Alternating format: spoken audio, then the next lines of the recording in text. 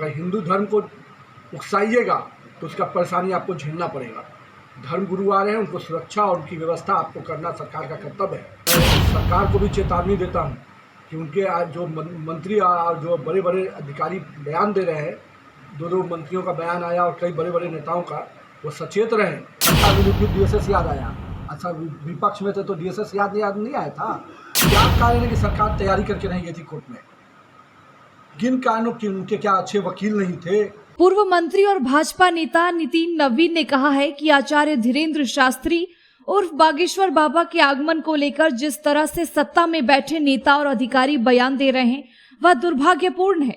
उन्होंने चेतावनी दी है कि यदि सरकार धीरेन्द्र शास्त्री के कार्यक्रम में बाधा डालने की कोशिश की तो यह हिंदू विरोधी गतिविधि माना जाएगा और इसके लिए सनातन धर्मी लोग चुप नहीं बैठेंगे।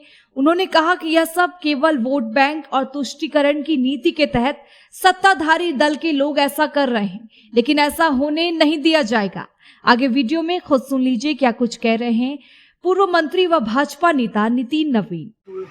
तुष्टीकरण की राजनीति इतनी बढ़ गई है कि क्या हिंदू धर्म के लोग अपने गुरु के पूजा नहीं कर सकते या उनके अध्यात्म में शामिल नहीं हो सकते हैं? और क्यों भय है सरकार को? शास्त्री जी तो कई राज्यों में गए, आखिर बिहार में क्यों हलचल मच रही है? बिहार में सत्ता में बैठे हुए लोग क्यों बेचैन हो रहे हैं? देखिए, इस प्रकार से हिंदू विरोधी मानसिकता बनाइएगा तो बहुत दूर की चोट पड़ेगी। और मैं सरकार को भी चेतावनी देता हूँ कि उनके आज जो मंत्री और जो बड़े बड़े अधिकारी बयान दे रहे हैं, दो मंत्रियों का बयान आया और कई बड़े बड़े नेताओं का, वो सचेत रहें। अगर हिंदू धर्म को उकसाइएगा तो उसका परेशानी आपको झेलना पड़ेगा। धर्म गुरु आ रहे हैं, उनको सुरक्षा और उनकी व्यवस्था आपको करना सरकार का कर्तव्य है। अगर सरकार इस कर्तव्य से पीछे हटेगी तो हिंदू धर्म अपनी सुरक्षा से और सेवा दोनों करना जानता है और वो करके भी दिखाएगा, लेकिन इस सरकार को इसका भारी नुकसान झेलना पड़ेगा।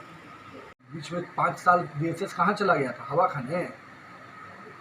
रात में नींद टूटती है 5 साल बाद, 6 साल बाद। ये केवल अपने लिए नेता हैं ये लोग, ये कोई छात्र के युवाओं के नेता नहीं हैं। केवल चंद युवाओं को आक्रोशित कर ये बड़े बड़े बयान वीर बनते हैं। 5 साल सो गए थे क्या? सत्ता मिली फिर DSS याद आया, अच्छा विपक्ष में थे तो DSS याद नहीं आया था। आज युवाओं को रोजगार की बात है, उसकी चिंता करनी चाहिए थी। तो पर्यटन कर रहे हैं पूरे देश में। तो स्पष्ट रूप से ये लोग को मालूम हो गया है कि बिहार के युवाओं को, छात्र को ठगने का काम किसी ने किया तो लालू यादव के परिवार ने किया है। 2005 के पहले का कालखंड भी है और पुनः उसी कालखंड में इस बिहार को नीतीश कुमार ने ढकेला है। कि सरकार रीपिटीशन की जगह 2 बार रीपिटीशन कर दे, उससे कोई फर्क नहीं। क्या कारण है कि सरकार तैयारी करके नहीं गई थी कोर्ट में? किन कारणों की उनके क्या अच्छे वकील नहीं थे? क्या सही तथ्य आप नहीं प्रसारित कर पाए या तकनीकी चीज़ से आप सहमत नहीं करा पाए? ये आपकी विफलता है। याद कीजिए पंचायती राज का जब चुनाव अभी हो रहा था, उस समय भी सरकार की लापरवाही के कारण चीज़ें उलझन में आई, फंसी और उसके कारण कई बड़े पैमाने पे जो लोग चुनाव लड़े उनको खर्चा से लेकर हर चीज़ की परेशानी आई। और इसके लिए दोषी कौन था? तो नीतीश कुमार दोषी थे।